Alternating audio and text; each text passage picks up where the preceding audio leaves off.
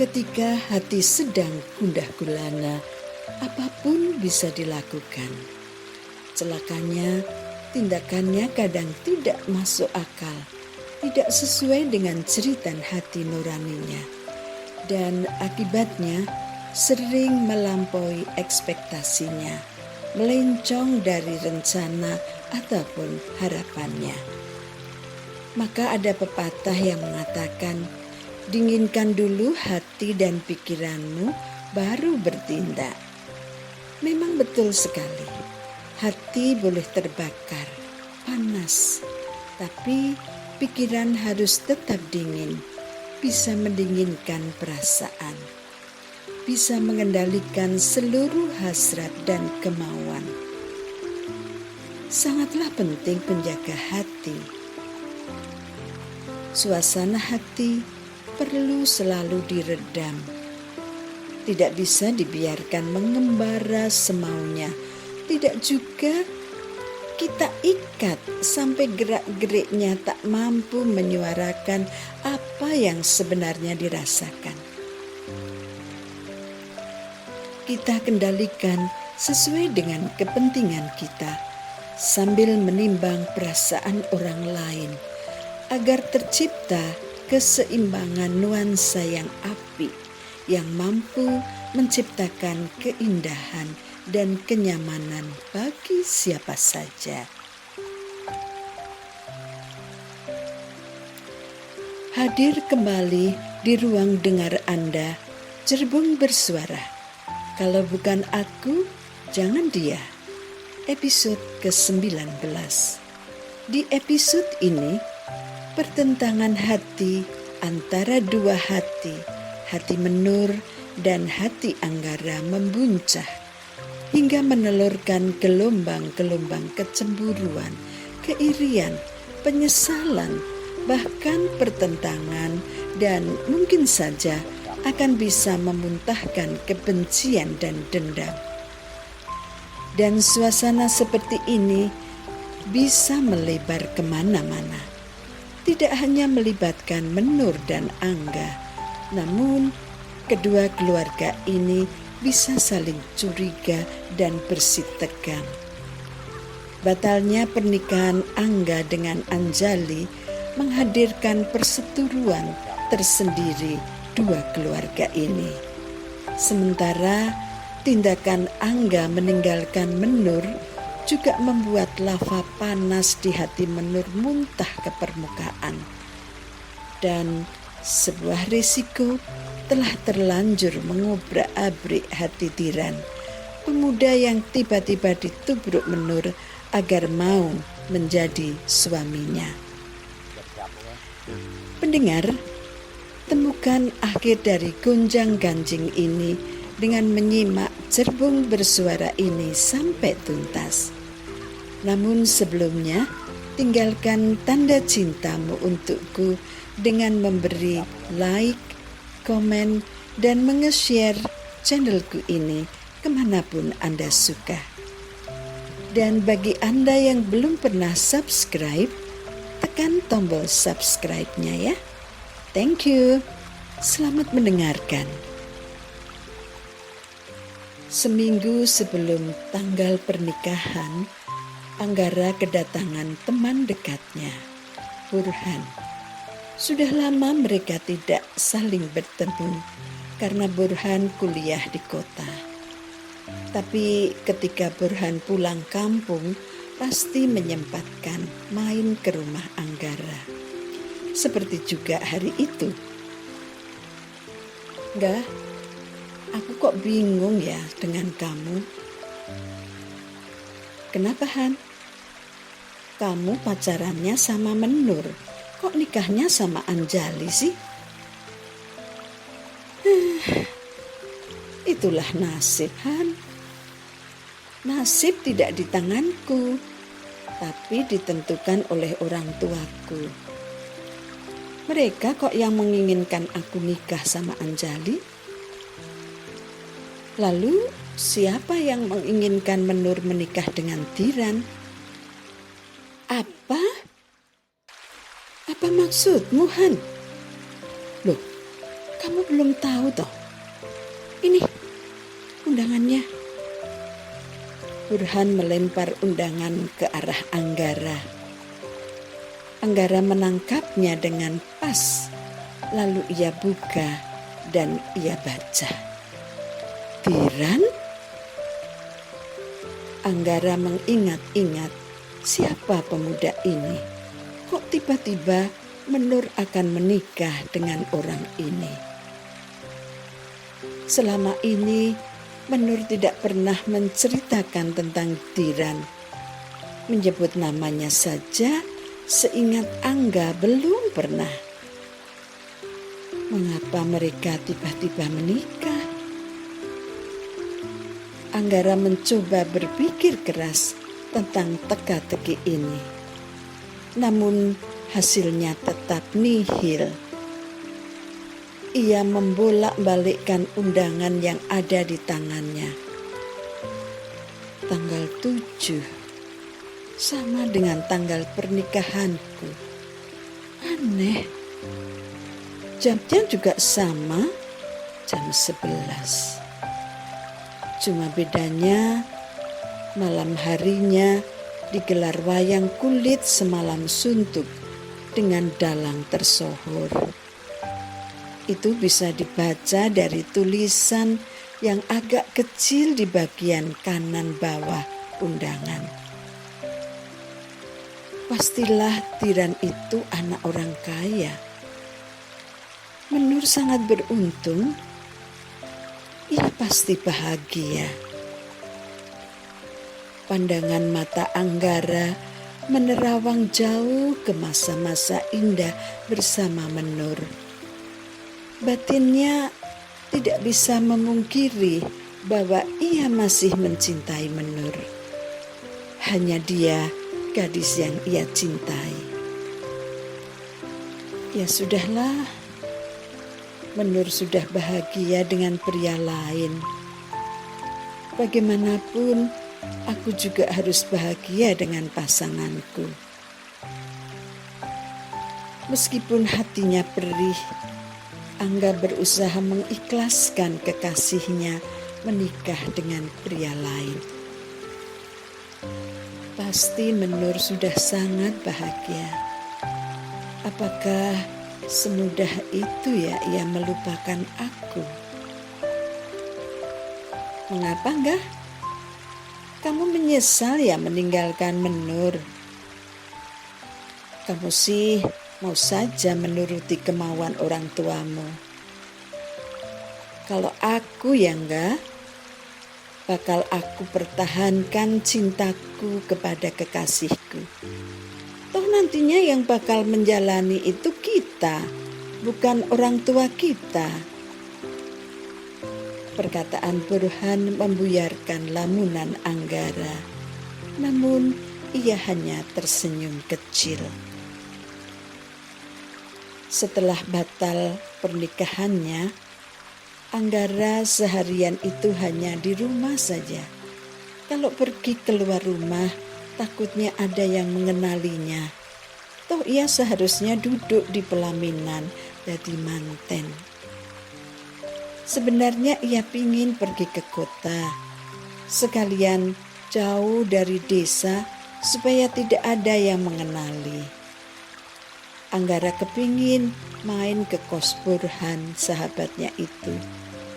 Tapi orang tua Anggara tidak mengizinkan. Orai lo le, kalau kamu pergi-pergi, di rumah saja dulu. Bosan di rumah, Bu? Masih banyak saudara di sini gitu kok, malah mau pergi. Ibu senang loh Le, kamu gak stres dengan peristiwa gagalnya pernikahanmu itu. Semua gara-gara ibu dan bapak yang pingin punya besan orang kaya. Anaknya gak cinta pun dipaksa. Kalau sekarang jadi seperti ini, siapa yang bertanggung jawab? Menantu seperti Anjali saja kok ibu impikan. Bu Haryati diam saja. Ia melirik suaminya. Maunya ingin mendapat dukungan. Ia merasa terpojok oleh kata-kata anaknya. Pak Haryati tahu juga maksud lirikan istrinya.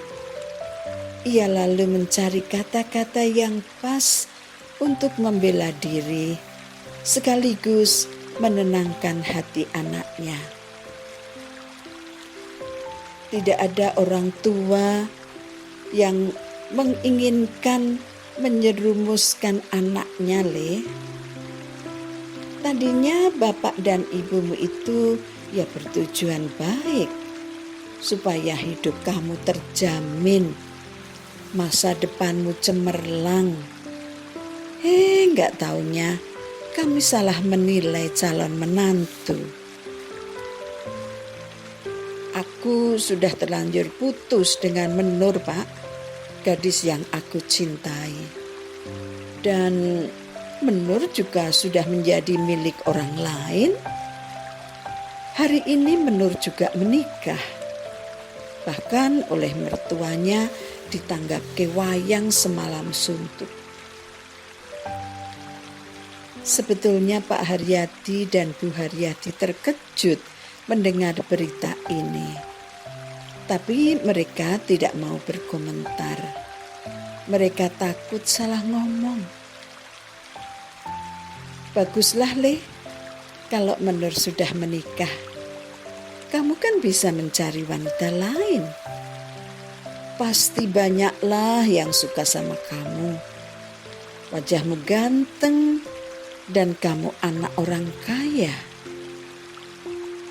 Pak Haryati berusaha membombong anaknya agar bangkit dan tidak putus asa. Lalu Bu Haryati mulai berani nimbrung percakapan mereka. Dan jangan lupa ya, Le, cari yang kaya. Ibu kok belum kapok juga sih? Tetap saja harta yang dipikirkan. Anggara mengomentari sifat ibunya sambil menatap dengan sinis. Bu Haryati tak mau kalah. Ya tentulah. Kita mencarinya dengan susah payah.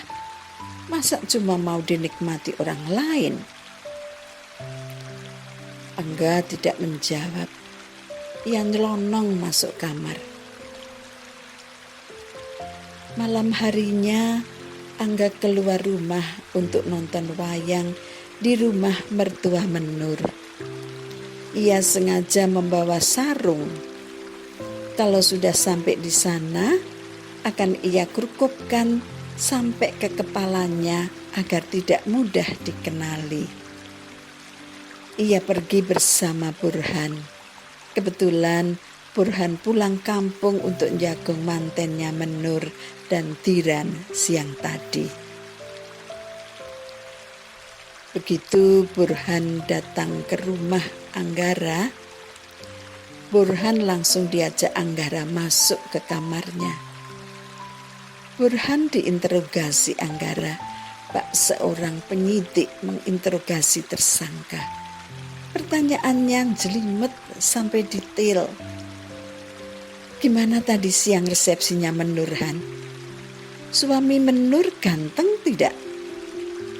Keluarga mertua Menur kelihatan kaya enggak? Burhan tersenyum lebar mendapat berontongan pertanyaan dari Anggara. Bro, mana dulu yang harus aku jawab? Anggara sadar dengan kebingungan Burhan. Ia pun tersenyum. Ya udah, jawab satu-satulah. Sebetulnya Burhan merasa kasihan dengan nasib sahabatnya ini. Namun ia juga jengkel dengan sikapnya yang dengan gampang meninggalkan Menur demi menuruti kemauan orang tuanya menikah dengan Anjali. timbul keisengan Burhan untuk mengompori sahabatnya ini. Mana mungkin orang melarat mampu nanggap wayang 3 hari 3 malam toh enggak? Mertuanya Menur itu petani kaya, sawahnya banyak dan anaknya cuma 1. Ya suami Menur itu. Burhan melirik Anggara. Raut wajah Anggara terlihat kecut, seluntrut. Burhan tertawa sendiri dalam hati. Kok ya Anggara percaya sama omonganku? Dari mana aku tahu kalau mertuanya Menur punya sawah banyak dan merupakan petani sukses. Berhasil dengan terobosan pertamanya, Burhan kembali melancarkan serangan berikutnya. Enggak, kamu pernah lihat bidadari turun dari kayangan? Emangnya ada ya Han? Itu kan hanya ada dalam dongeng. Tadi siang, kecantikan Menur ya seperti itu enggak? Seperti bidadari turun dari kayangan. Cantik banget. Hati Anggara mulai terbakar rasa cemburu dan penyesalan. Mengapa ia meninggalkan Menur hanya untuk mendapatkan Anjali? Itu pun burung. Wah, enggak. Sungguh enggak terduga. Tamunya bludak banyak sekali. Maklum, mertuanya Menur kan hanya mantu 1 kali ini saja. Jadi tamunya ya tumplek-blek. Sekali lagi tak beritahu ya enggak, mertua Menur tidak bakal mantu lagi. Maka semua dicurahkan kali ini saja.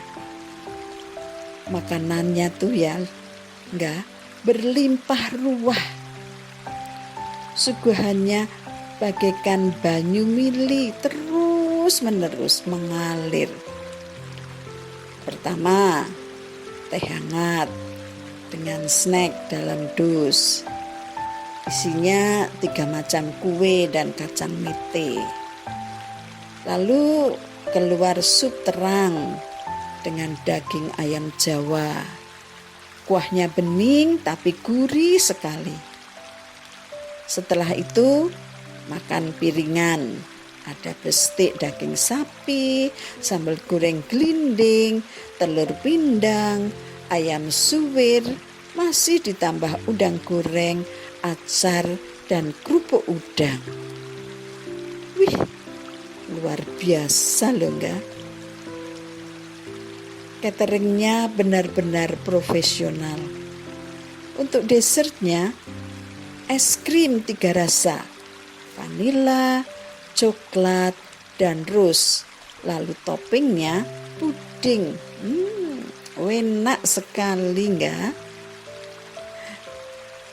Angga terduduk lemas, membayangkan kebahagiaan Menur hidup bahagia tapi tidak dengan dirinya. Dan pastinya Menur dengan mudah dapat melupakan dirinya. Di sekeliling Menur terdapat orang-orang yang menyayanginya. Dengan mendapat suami idaman, pastilah Menur bakal hidup bahagia dan tidak akan pernah mengingat dirinya lagi. Ayo bro, jadi nonton wayang enggak?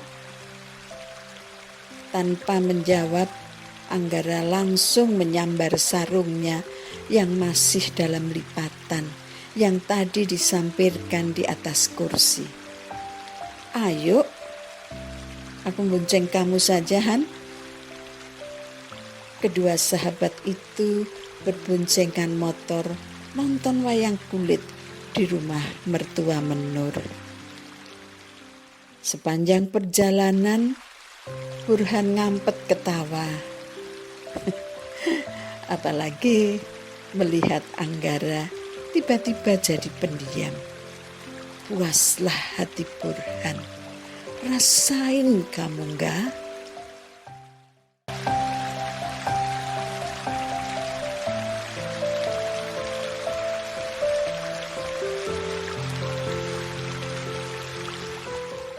Sampai disinilah perjumpaan kita kali ini. Sampai berjumpa kembali di episode mendatang. Terima kasih atas kebersamaannya. Jaga kesehatan, jaga hati, dan tebarkan senyum kepada semua orang di sekitar kita. Berbahagialah selalu agar hati dan perasaan ini selalu terjaga. Tuhan memberkati.